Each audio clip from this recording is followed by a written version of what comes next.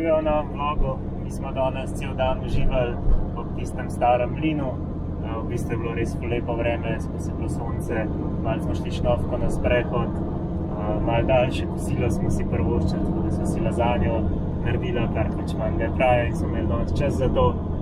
Zdaj smo se pa zvečerili, oziroma zvečer ura je 5, se bomo pa preparkirali samo na izhodišče enega pohoda.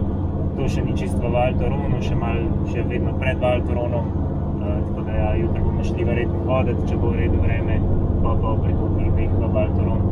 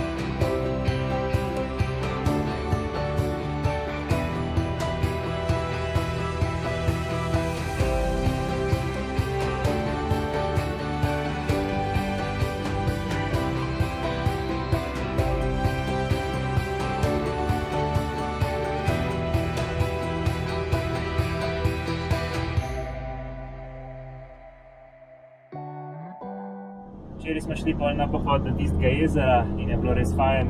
Sicer pohod ni bil prav zelo neki težek, res je bil v easy. Gor pri jezeru smo še kakšno urco sedeli na skali in na soncu in uživali, tako da smo se imeli kar fajn. Gremo pa danes naprej, zdaj končno do konca te doline oziroma do tiste vasi, ki smo zadnjič govorila, da smo mi z družino včasih smučali, tako da danes se bomo pošetali po vasi, pa nekje blizu prespali, ter pa verjetno šli hoditi, tako da se že kar veselimo.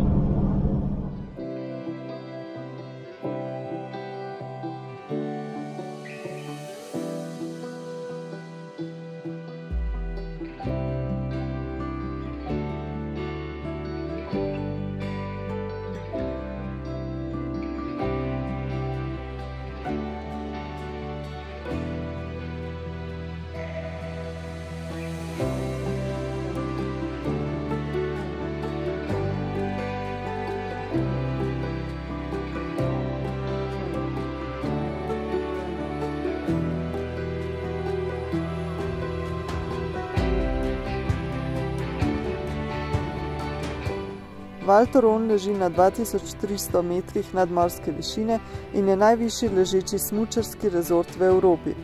Skupaj z dolinama Meribel in Courchevel spada v največje smučarsko območje na svetu, imenovano Tri doline. Vsega skupaj obsega kar 350 urejenih smučarskih prog v skupni dolžini 600 km, povezuje pa jih 255 sedežnic oziroma gondol.